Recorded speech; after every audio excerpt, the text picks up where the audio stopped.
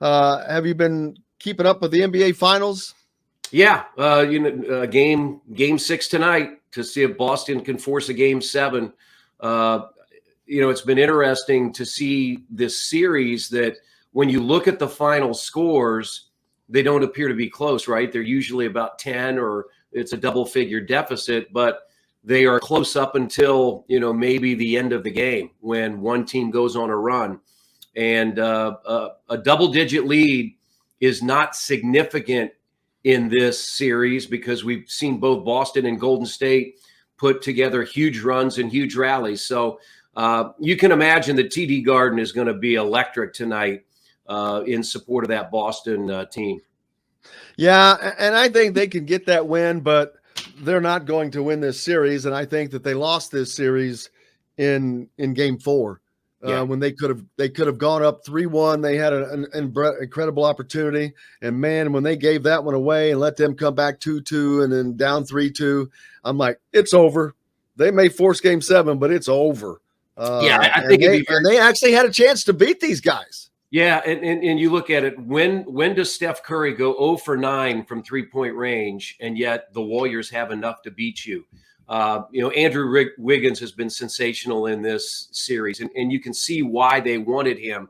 They picked him up a couple of years ago when they didn't make the playoffs. I mean, Klay Thompson was out, Curry had been out, Draymond Green was a shell of himself a couple of years ago. He had battled some injuries.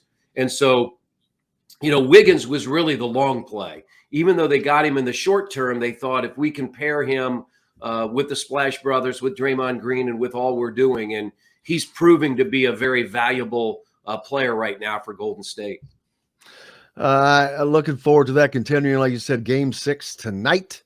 It's been fun, but yeah, you're right. The scores, you can't look at those end scores because they're fighting, they're battling, and these games are going to be close until they're not. But and so tonight could be the end of this season. We know that if there is a Game 7, it'll be Sunday. And then really we start looking ahead. In fact, we're already looking ahead to the new season. Of course, the Pacers, the draft is next Thursday. I was in the practice facility on Monday and Tuesday, watched AJ Griffin work out, the freshman from Duke. And then Tuesday, Jim, I had a chance to see Johnny Davis work out and had a chance to meet him. Members of the media, we were able to talk to him. He's a guy that, I'm sure the viewers and the listeners here know all about him, what he did at Wisconsin, especially in games against Purdue and Indiana. I mean, he's a guy, Jim, that as a freshman averaged 7 points a game, and then this year averaged almost 19 per game. So he took a huge climb, and he's still young, and you wonder what that ceiling is. He's a hard worker, shoots it well. So he'll be somebody that will definitely be in the mix. I think a lot of people project him more in the 7 to 10 range, but we just don't know what's going to happen at the top end of the draft. And he is somebody that I'm sure the Pacers are considering. Yeah, I mean, he's kind of a Ja Morant-esque type player, lots of scoring. Don't know which direction the Pacers are going to go. You've got Kyler Murray, Kyler Murray in there. Keegan Murray. Keegan Murray. Yeah. Too many Murrays. And he's got a brother. Yeah. And he's got a brother. But yeah, it's just we kind of think we know a window at least which direction they're going. But next Thursday, before the draft, you're going to tell us who they're going to pick, right? Yeah. I think the Pacers have a massive whiteboard in their draft room, and I'm going to guess it has 10 to 15 scenarios with what they think will happen as far as the teams above them, what they're hearing as far as trades are concerned.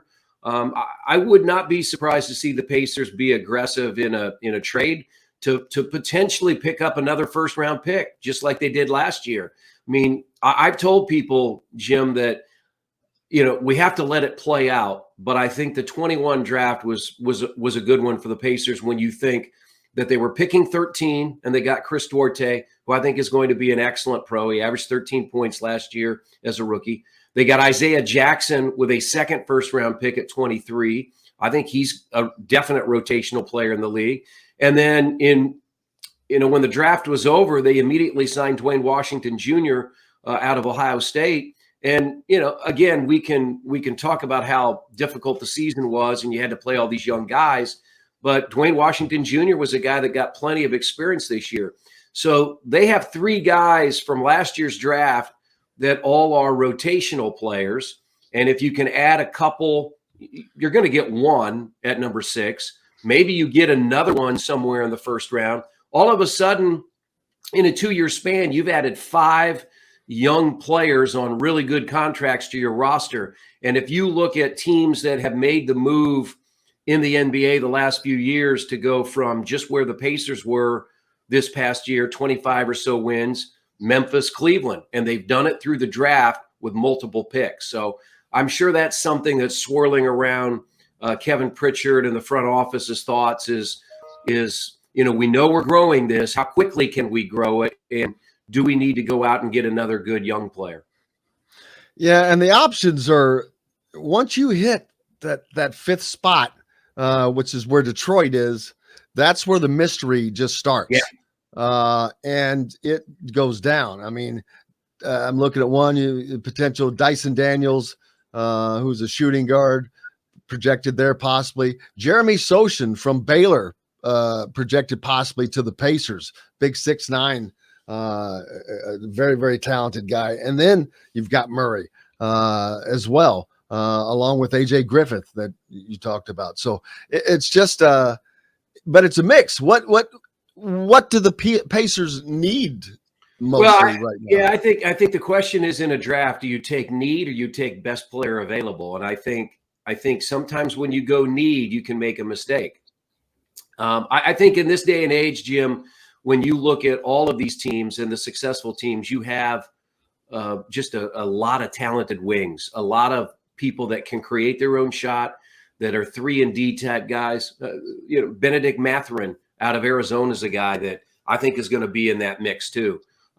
He's definitely in the top 6 or 8. The question is there a surprise at the top? Does somebody go for Shaedon Sharpe early, in the top 4? Because if that happens, and if Dyson Daniels goes in the top 4 or 5, then that really changes who's available at number 6. Because then all of a sudden you've got a lot more players available at 6 than maybe you thought, because a couple of guys are taken maybe a little higher than what many people think their ceiling is. Shaedon Sharpe, one of the bigger mysteries in the draft, has a great pedigree, but he was the number 1 recruit in his class before enrolling at Kentucky. But no one has seen him play since he played on the EYBL circuit. Has he worked out for any teams? What's happened for a number of these players is they do work out, but it's on their terms. I think the Pacers, Jaden Ivey will not be coming to Indianapolis, but the Pacers have been able to see Jaden Ivey work out, directed by his agent, probably, I think, out in LA. So a lot of those guys do that. And what you have to understand about this is, we didn't know a lot about LaMelo Ball, right? We knew about Lonzo Ball, and we'd heard all these things about LaMelo Ball, and he played in Australia. He's turned out to be a really, really good player for the Charlotte Hornets. So sometimes you can't just put stock in who we've all seen and who we've all heard about. And that's why it really comes down to your scouting department and what you're able to do in evaluating these players, whether they've got the big name or their name isn't, something that most people have heard about.